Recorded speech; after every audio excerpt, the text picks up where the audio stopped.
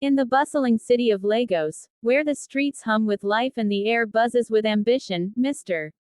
Peller stood tall, a man of success. With his tailored suits, sleek cars, and a sprawling business empire, he was the very definition of modern achievement. To many, Mr. Peller's life was perfect, but there was one thing that set him apart: his utter disregard for prayer.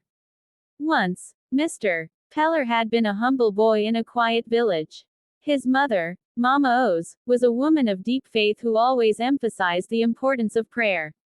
She often said, "Before you step out, cover your path in prayer, for the roads of life are filled with the unseen." But as the years rolled on and Mr. John moved to the city, her words became a distant memory, buried under the weight of his growing pride. It was December, and for the first time in years, Mr. Peller decided to visit his village for Christmas. He wasn't going to reconnect with his roots, no. He wanted to showcase his wealth and success to his humble relatives. He imagined their astonished faces when they saw his luxury car gliding into the dusty village road. The day before his trip, Mama Oz called him. "Peller," she said, her voice trembling, "I had a dream last night. I saw darkness on your path. Please, my son, pray before you travel." Mr. Peller laughed softly. "Mama, you and your dreams again. I'll be fine. My car is strong, the weather is clear, and I'll call you when I arrive." "Peller," she urged desperately, "you don't know the battles we face every day. Prayer is your shield." He sighed. "I'll think about it, Mama. Stop worrying." That evening, small signs appeared. His car, which had never given him trouble, refused to start for a moment. His phone screen glitched unexpectedly. A strange sense of unease crept into him, but he brushed it aside. "It's just stress," he told himself. The next morning, Mr. Peller set out early, determined to reach the village by noon.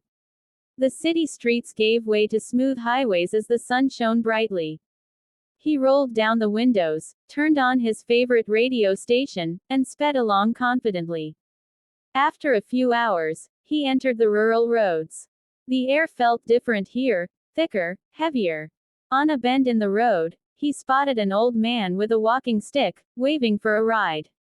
The man's eyes seemed to hold a strange knowing, but Mr. Peller scoffed and drove past him. "These village people and their drama," he muttered. A few minutes later, his GPS faltered. Recalculating route, it repeated over and over. Annoyed, Mr. Peller turned it off and continued blindly, certain he knew the way. The clouds above darkened suddenly, and an eerie silence replaced the sounds of chirping birds.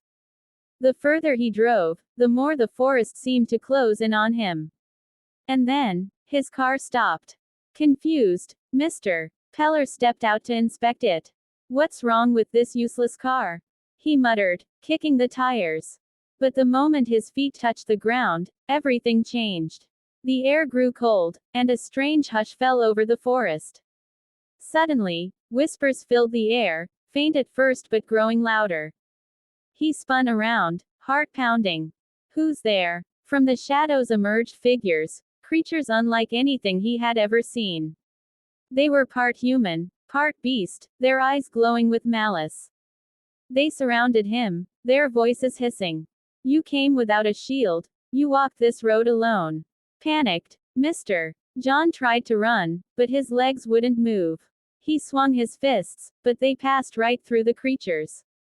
He shouted for help, but his voice came out muffled, like the forest itself was swallowing his cries.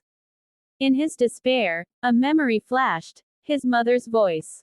"Before you step out, cover your path in prayer, for the roads of life are filled with the unseen." With tears streaming down his face, Mr. Peller fell to his knees. "God, help me," he cried. "Forgive my pride. I ignored you. I ignored Mama. Please save me." The creatures hissed louder, advancing closer, but as Mr. Peller's voice rose in prayer, a light began to shine. It pierced through the darkness, sending the shadows scattering. Out of the light, the old man with the walking stick reappeared, but now he glowed with power. You ignored me on the road, the man said gently. But prayer brought me to your rescue. He raised his staff, and the creatures screamed, vanishing into thin air. The forest grew silent once more, and Mr. Peller collapsed to the ground in exhaustion. The old man touched his shoulder.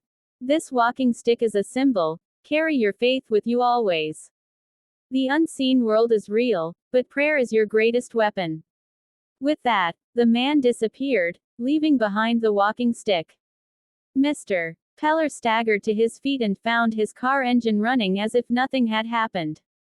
He drove the rest of the way to his village in silence, the walking stick resting on the passenger seat. When Mr. Peller arrived, his mother was waiting at the gate. Tears filled her eyes when she saw him. You came back to me, my son. Mr. Peller fell to his knees before her. Mama, forgive me. I understand now. Your prayers saved me. That Christmas, the entire village gathered at the church to hear Mr. Peller's story. He told them about the battle he faced on the road and the power of prayer that saved him. He held up the walking stick as a symbol, and from that day, he vowed never to travel, or live, without covering his path in prayer. Epilogue. Years later, the walking stick became a family heirloom, passed down through generations. Mr. Peller's children and grandchildren always heard his tale, learning the same lesson he had. The roads of life are filled with the unseen. Before you step out, cover your path in prayer. And every December, as travelers prepared for their journeys, they remembered Mr. Peller's story, a timeless tale of faith, redemption, and the unseen battles that surround us all.